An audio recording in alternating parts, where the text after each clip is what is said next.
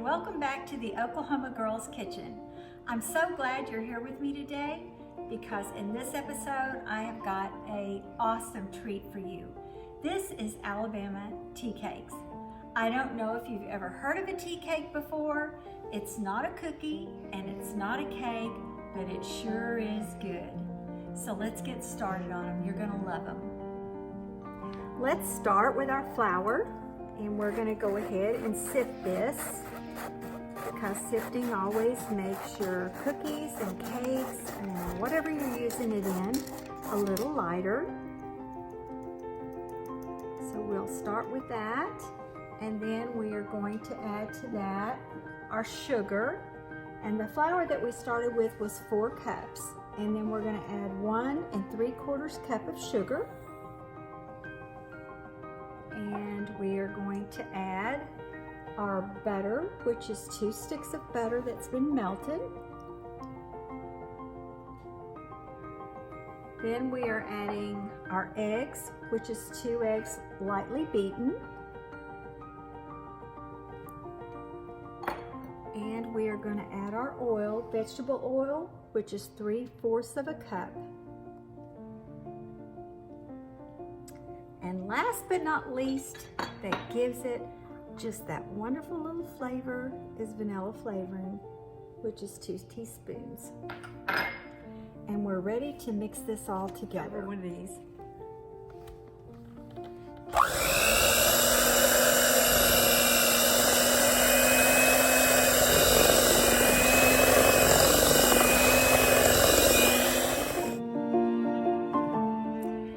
So we've got everything incorporated really good. I'm just going to give it a good stir.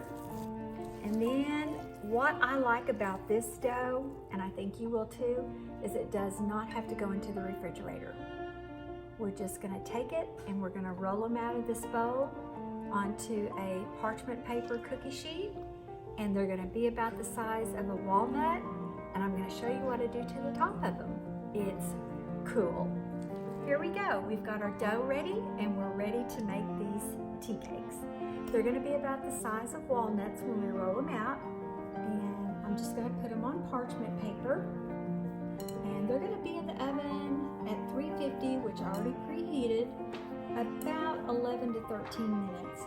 Now when you look at these, when they're supposed to be done, you're going to think they're not done because they're not that golden brown like most cookies are going to be. So these are going to be done. They're just going to kind of get a little harder as they start cooling. So let's get these done and get them out.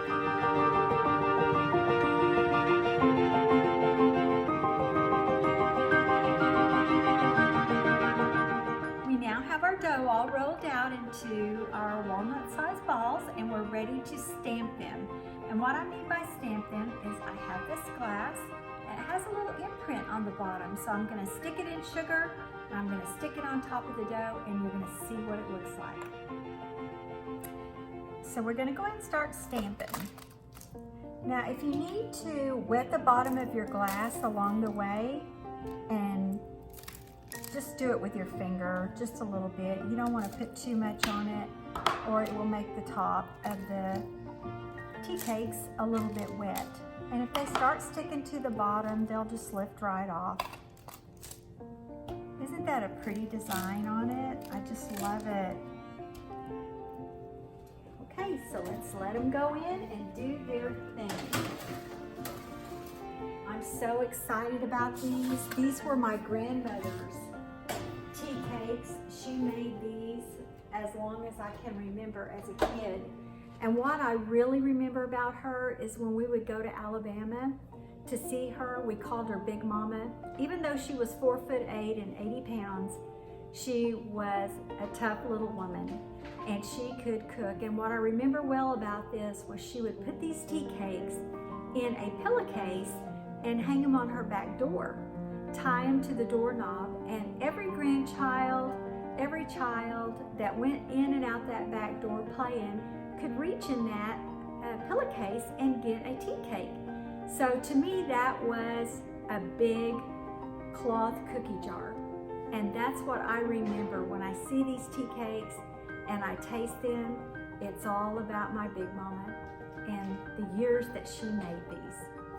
Okay, so our tea cakes are ready and I am ready to try them. I just want you to not only see the outside, but I want you to see the inside. I want you to see just how soft and moist they are. They're just truly like a little cake. They're good with coffee, with tea, with milk. I'm gonna try mine right now. And these will absolutely melt in your mouth. So, here it goes.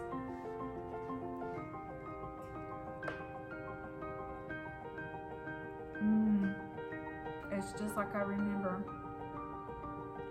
Brings back all the memories of my Big Mama's house. The smell, the taste, the everything just was exactly like it was at her house. Thank you, Big Mama, for this recipe. It is wonderful. It's a tribute to you. Be sure to like, comment, share, and subscribe. Follow me on Instagram. It's linked in the description down below. All of my recipes that I shared with you today are in my cookbooks here. If you are interested in them, please call Dallas at 052543. Who's Dallas?